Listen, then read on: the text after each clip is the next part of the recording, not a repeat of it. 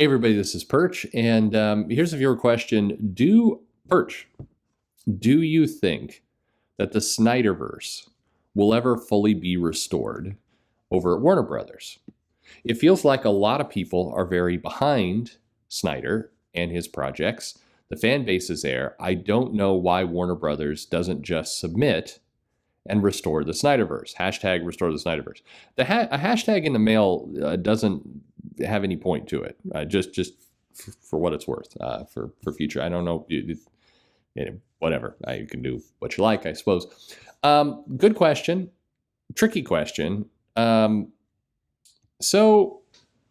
I don't know. By the way, when you talk about the Snyderverse and Zach Snyder and everything else, there's obviously a very huge fan base there that is very, I don't want to say rabid, but very plugged into this stuff. They will go where any conversation is had, and they will make their voice heard.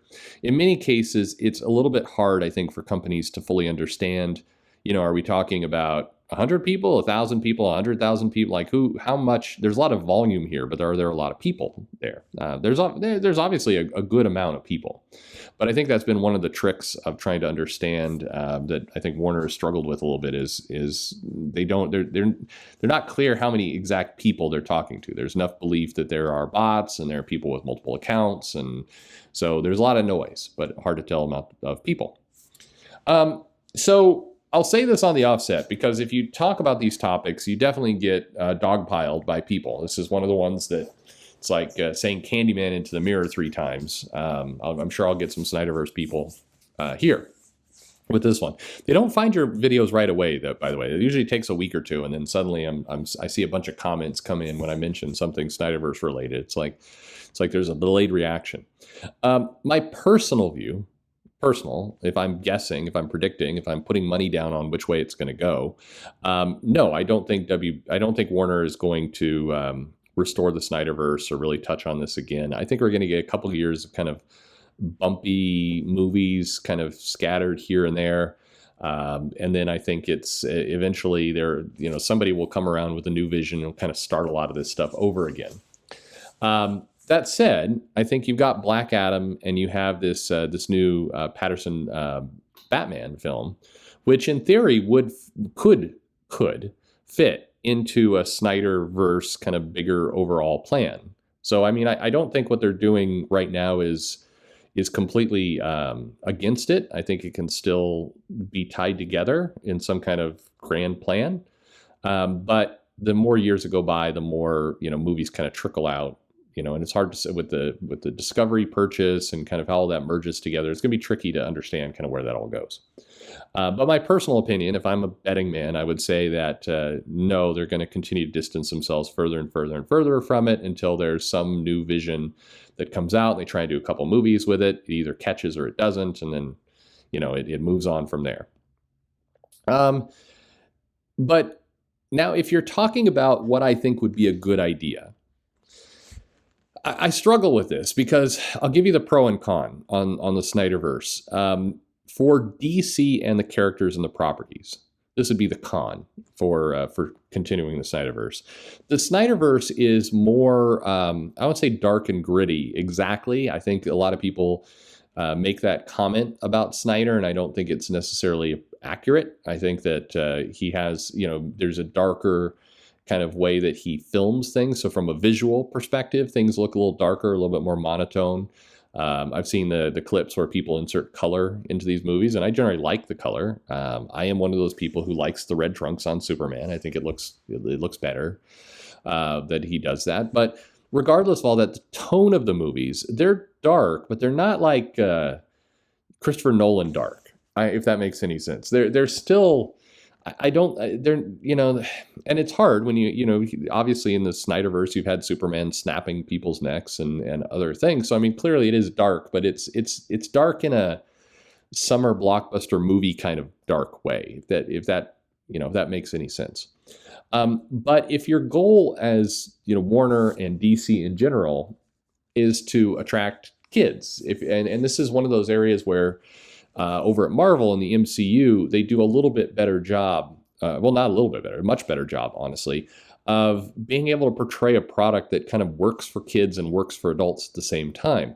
If you really look at these movies, it's arguable if they're actually doing that or not, because some of the movies are boring as hell for kids. I mean, again, I sit down with my 8-year-old. We try and watch the movies. It's weird what takes and what doesn't. She was fascinated by Doctor Strange and Ant-Man and the Wasp. She loved those movies. You couldn't have paid her to sit through Avengers, and particularly Age of Ultron. I guess that was true for a lot of people. Like, she hated that film. It's like boring. And she loves Wanda and loves a lot of those characters, but couldn't stand it. But regardless, the MCU has the perception of being kid-friendly, or at least kid-accessible. And I think that reputation, or that belief, has been very successful for them, very profitable for them. They've been able to successfully claim, we appeal to kids, and we think about that market, and it's given them more merchandise, and it's given them all those things. And Snyder's vision is tougher to pull that off. Not impossible, just tougher. So if your goal is to make a giant franchise that's going to span 20, 30 years, multiple decades, you have to figure out how to crack that nut. And right now the Snyderverse tends to be for, later teen and up is kind of where it seems to appeal to. So that would be the con. I think that's going to be a struggle. You could do it, but I think that's a struggle. But the pro, and I feel like this video is going to end with me advocating restore the Snyderverse, which is not exactly where I thought I'd be when I started. But the pro is, I don't feel like Warner has any kind of plan right now. I think their plan is to kind of just put out movies and see what sticks. It doesn't feel like any kind of plan. And if you listen to other videos on this channel, I am in favor of planning and try to keep consistent. I'm also in favor of this thing of, look, nothing happens overnight. The MCU didn't happen overnight. It took years to build it up to the powerhouse it is. And what happens is these companies, they get impatient. You saw it with the Harry Potter stuff. They start in with the extended universe with this Newt Scamander or whatever, this spin-off series. And you had people after the end of the first movie going, I don't know, it doesn't feel like we've kickstarted a franchise. Dude, you put out one movie in this new world. It's going to take a while. It took a while for Marvel. And I'm always blown away that people are like, well, they with the Universal Monsterverse. Do you remember that? The shared monster universe.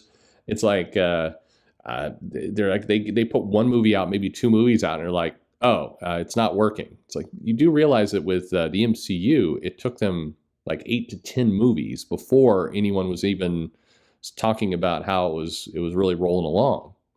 So it's going to take a while. And I think if you're going to commit to a vision, you're going to commit to a big plan, you have to have a big plan. And for lack of anything else you have, the Snyderverse was a plan. I don't think it was the best plan, but it was a plan. And if you want to pay that off, you ought to maybe keep going with it.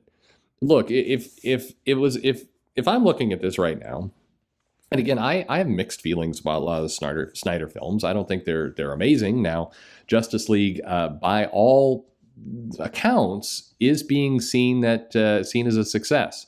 There was some mixed reactions to it, but at this point, AT&T, Warner, others in their reports and everything else are claiming that yes, actually, Justice League was a success. The Snyder Cut was a success, but by the same reports, as WB is hesitant to move forward and do more.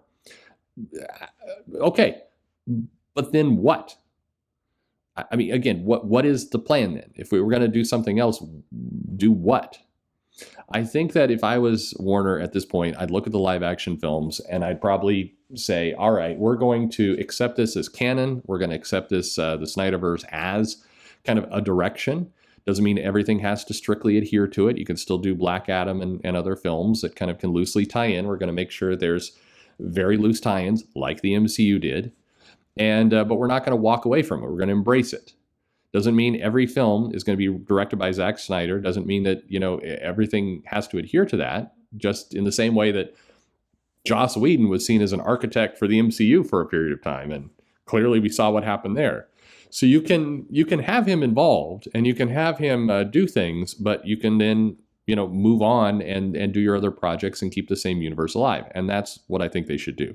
Simultaneously, I think they should, dial up their animation studio, say, all right, we want to put more money and more attention into animation, and we want to make something that is kid accessible, that really kind of recreates a lot of the comics and the things from the past in the same way that manga and anime does. Let's do a panel by panel recreation of Crisis, for example, and see what that does. I would do that too. So to the question you asked, thank you again for sending it in. I don't think they're going to restore the Snyderverse, but maybe it would actually be smart if they did. Now, what do you think? Let me know in the comments below. Put in your polarizing views, whatever you like, and thanks for listening.